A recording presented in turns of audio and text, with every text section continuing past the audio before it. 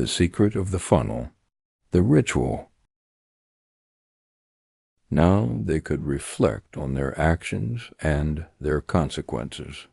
Selfishness, though not an inherently negative trait, in their case had led to the collapse of their entire civilization. Finally, the millennium of silence and time for deep reflection came to an end. The Amber Elder descended from the mountain once more. Everyone gathered in the center of the village, including the inhabitants from the disk with the funnel. Without a word, he slowly turned in a circle. He gazed at every soul. It wasn't about simply looking at each one. It was about reading the experiences and thoughts that had formed since they learned why they were here.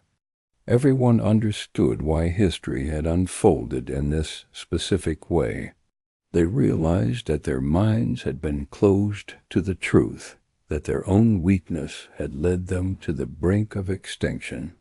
Once again, as 1,000 years before, he raised his head, raised his hand holding the staff with the light orb.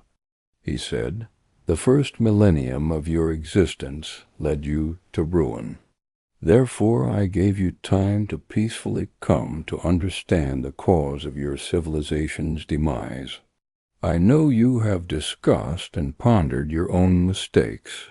Enter the third millennium with hope. I restore you all, people, animals, and plants, to the day before the idea of permanent emigration arose. Your planet will also be restored to the state it was in then. The sensitivity to other life that you discovered here will remain with you forever. Go and live in mutual harmony and understanding. Use your experience to avoid committing trivial mistakes. Live and grow.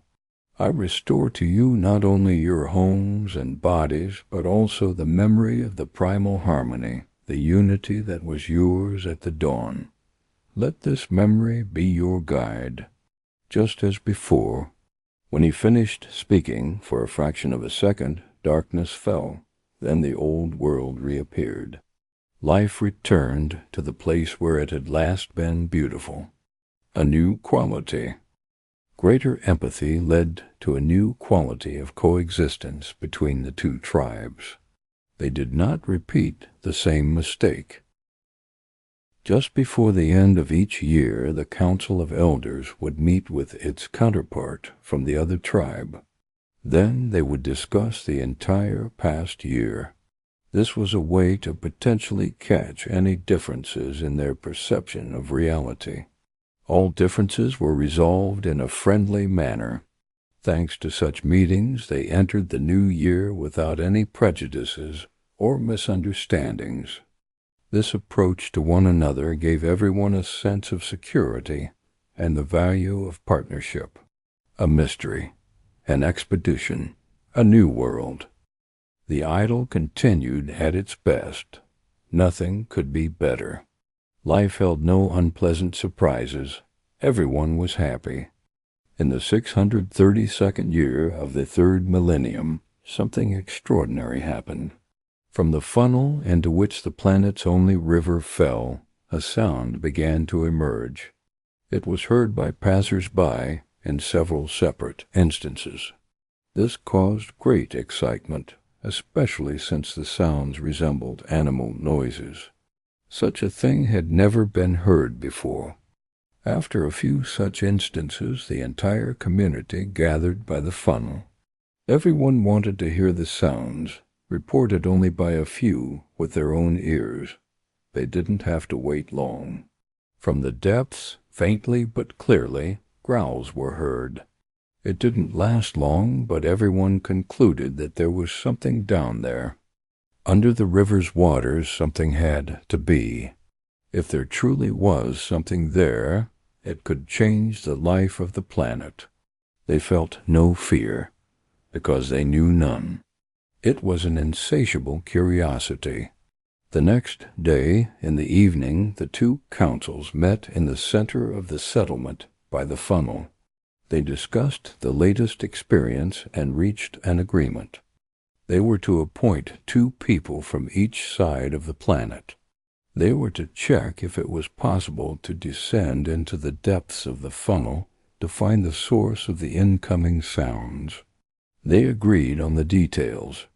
By the end of the week, they were to choose individuals whose skills would complement each other. They were also to be young and of above-average physical fitness. Additionally, they chose the best analyst among all the inhabitants. He was responsible for checking if exploration of the funnel was possible and for choosing the descent point. He was also to remain on the surface, directing and supporting the expedition. Both sides selected a group of 4, ready for the first descent into the depths of the river's mouth.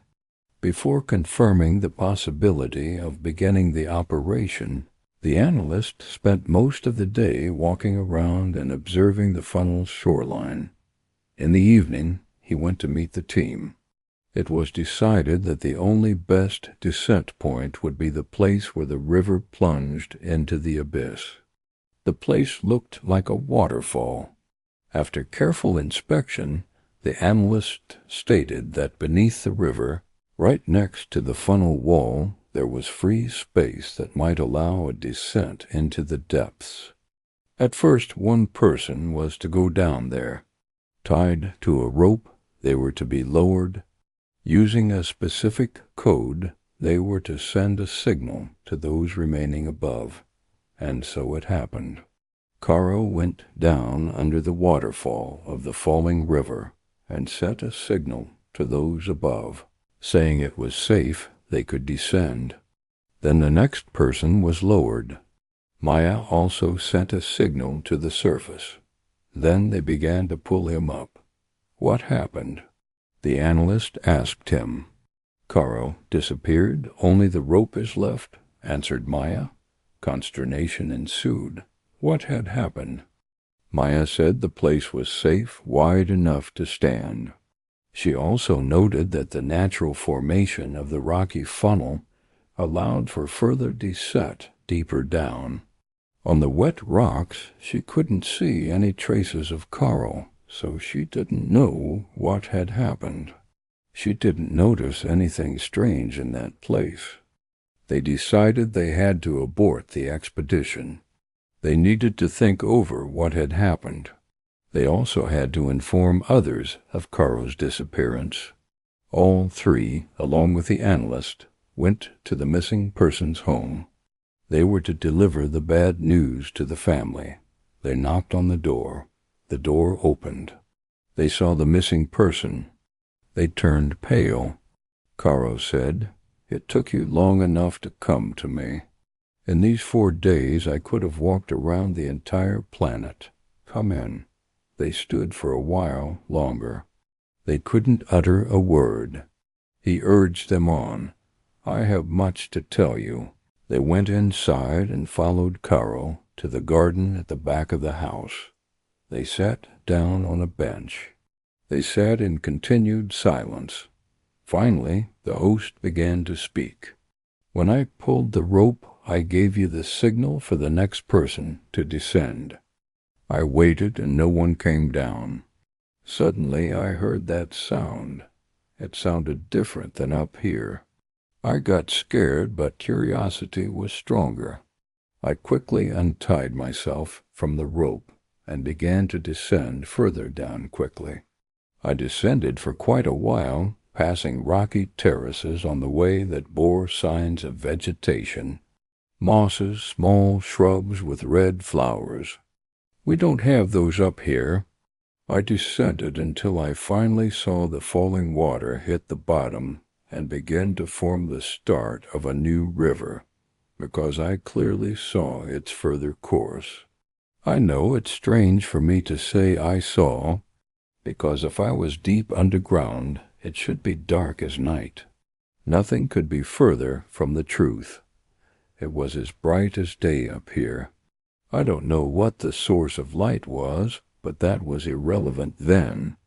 When I reached the very bottom, I saw not only the further course of our river, but an entire ecosystem.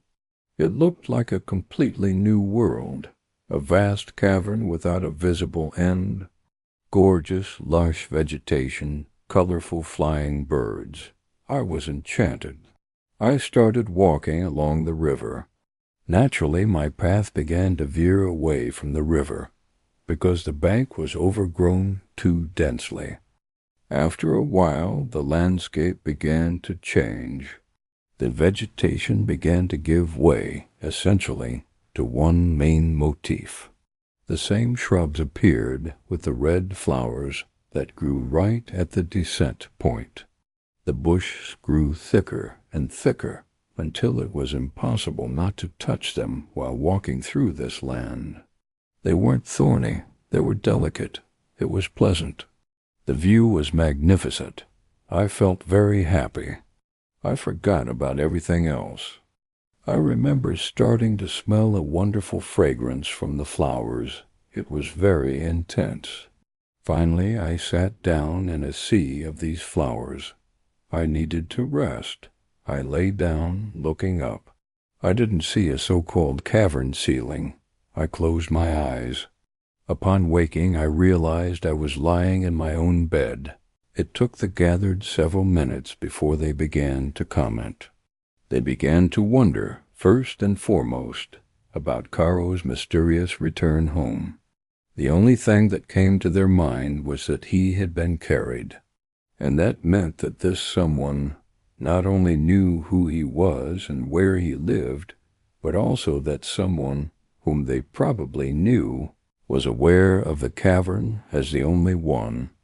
The question also arose, why does Caro remember nothing of the event? Various suggestions were made.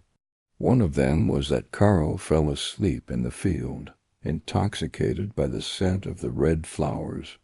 Maybe they had drugged him? But what happened afterward they couldn't figure out. During the same conversation, they decided they would return to the funnel and repeat its exploration.